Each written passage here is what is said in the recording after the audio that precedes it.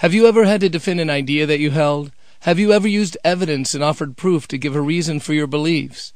Have you ever pointed out inconsistencies and false claims and beliefs you didn't hold? Have you ever had questions about your own beliefs and searched for answers to see if what you believe was justified? If you answered yes to any of these questions, then you've encountered apologetics.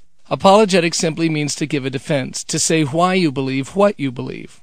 Originally, apologetics was a legal term that ancient Greeks used to refer to a courtroom defense. And like a courtroom defense, Christian apologetics can be the formal presentation of a case, but it's not restricted to that. Apologetics can also be in casual conversation, in works of art, or simply in the way in which Christians live their lives.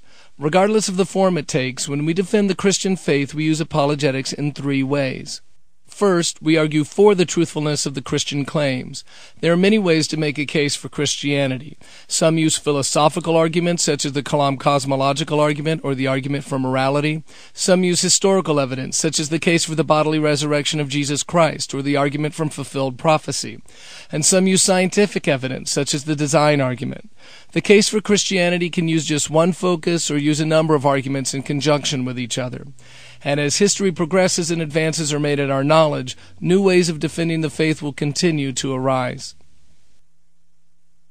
Second, we defend the Christian faith by answering the objections to it when it's challenged.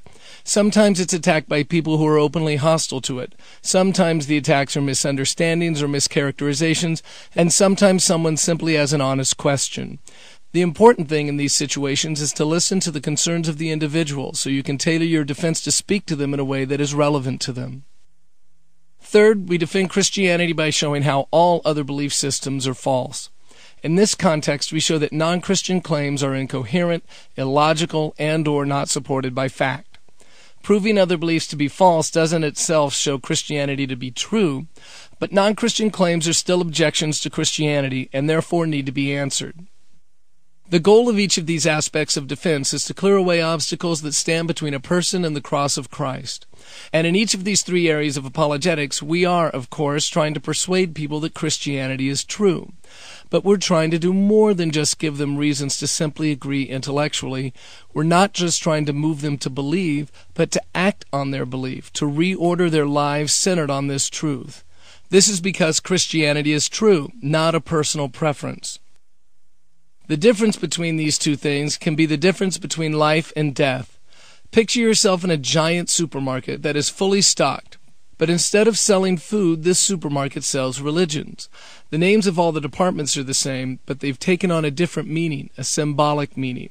For example, the meat department sells Judaism because in the Old Testament the way to receive forgiveness was through animal sacrifice and blood atonement. Or what about Hinduism? Hinduism might be found in the aisle where you'd find rice, since bags of rice have tons of different grains in them, and Hinduism has 330 million different gods that are all really part of the same thing, just like rice.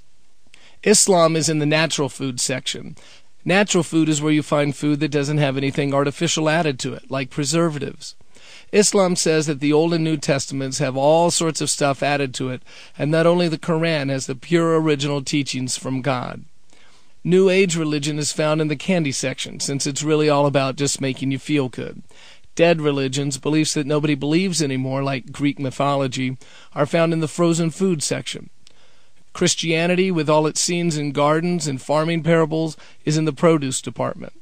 Buddhists believe that it doesn't really matter if there's a God or not, and that they have the ability to save themselves. So the Buddhist is sitting in an empty shopping cart pushing himself around the store. And there's a guy who can't find anything in the store at all.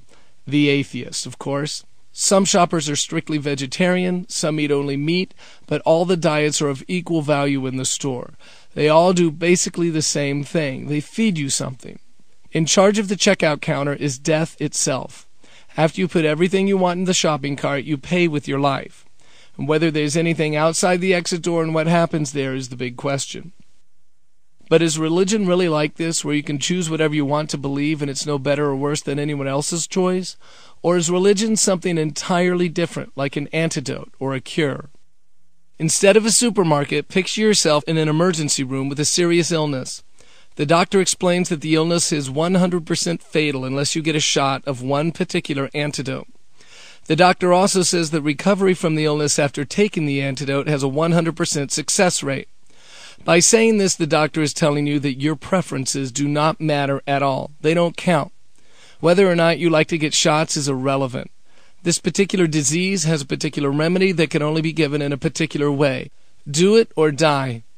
Because this illness is so serious, and because there's only one cure, it's extremely important to go to a doctor who knows what they're talking about. No one having a heart attack wants to go to a doctor who thinks the cure is to put a cast on your leg.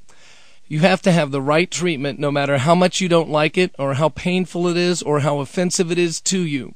You don't get to go shopping for the treatment you like best. The cure is the cure, period. If we understand Christianity correctly, we see it as an antidote, not a lifestyle choice or a part of a well-balanced religious diet. Jesus is not like cherry-flavored cough syrup that we happen to like better than the Buddha lemon-flavored cough syrup. Like the antidote, Christianity can be painful and inconvenient, it might not be cool, and it might be offensive.